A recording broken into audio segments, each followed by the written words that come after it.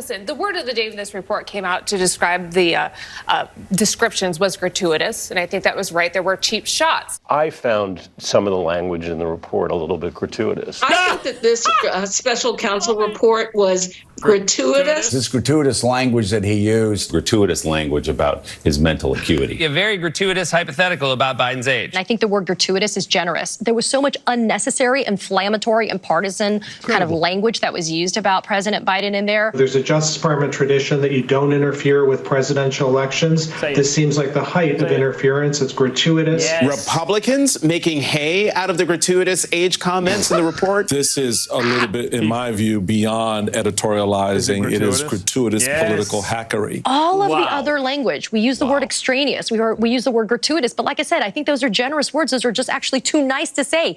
They were not supposed to be there. Yes, you did. And yet you said it because that's the memo.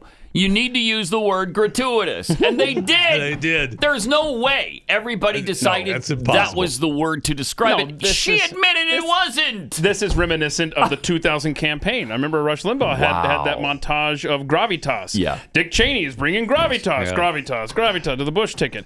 And you know, that's Democrats, amazing. When you see that, I mean, they are obviously just in general devoid of independent thought. Yeah. And we can't stand them for that. But at the same time, we admire them because Republicans so together. They could never, GOP talking heads could never move in lockstep like that to defend one of their own. Because it's like herding cats when you're talking about doing the same thing with Republicans. They're not going to do it. Yeah. We're not going to do it. And the Democrats are so they have no shame, so they don't even care if they end up in a montage embarrassing themselves.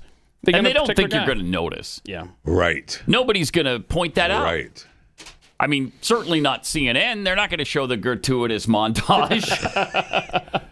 That's amazing. It's really astounding when you see it put together like that. Yeah. Wow. So if you're like us and you didn't like the Senate bill that funded foreign wars while ignoring completely our own borders, not a penny for border security, Senator Ron Johnson explains how Senator Mitch McConnell threw Republicans and the country right under the bus. Oh. Here he is. Just very simply, when we entered this thing, McConnell, his top priority was funding for Ukraine. But public opinion and the very strong political rhetoric that we ought to secure our own border before we spend $60 billion to secure Ukraine's was effective. And so McConnell finally switched and said, okay, we got to let Democrats know we're serious. We're going to defeat cloture on this bill, and we're going to demand that border security is going to be attached to funding for Ukraine. Then secret negotiations occurred on an issue that the public supports Republicans on, and we end up with this monstrosity of a bill. It's an immigration bill. It's not a border security bill. But during that time frame, we repeatedly talked about making Ukraine funding contingent on border metrics. You know, just like performance measurements in business, right? As the border was secured, you'd get $5 billion a month. I mean, we had it all laid out, had a proposal. It had a great deal of support in our conference. But what Mike pointed out is, unbeknownst to us at the time, McConnell told Langford that's not even on the table. Wow.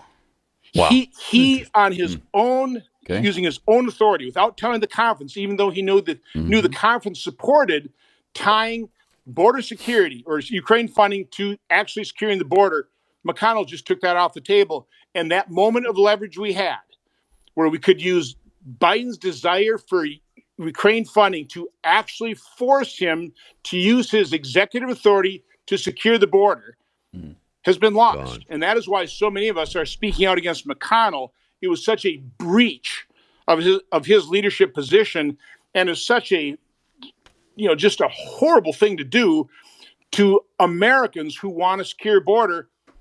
But that's where we're at. So again, I think it has been smoked out. Now the action moves to the House. I'll tell you something. We'll see. I find his criticism gratuitous. It's gratuitous. I mean, Mike Lee's at the forefront of getting rid of McConnell now, right? Yeah. And just contrast that. We just had every Democrat talking head circle the wagons, read the memo, go out and defend Joe Biden, the indefensible, quite frankly. And we've got over in the Senate, we've got Republicans who are like, yeah, we know the public is totally on board with us on this border thing, but no, we're not going to be securing that, even though we have the greatest opportunity right now.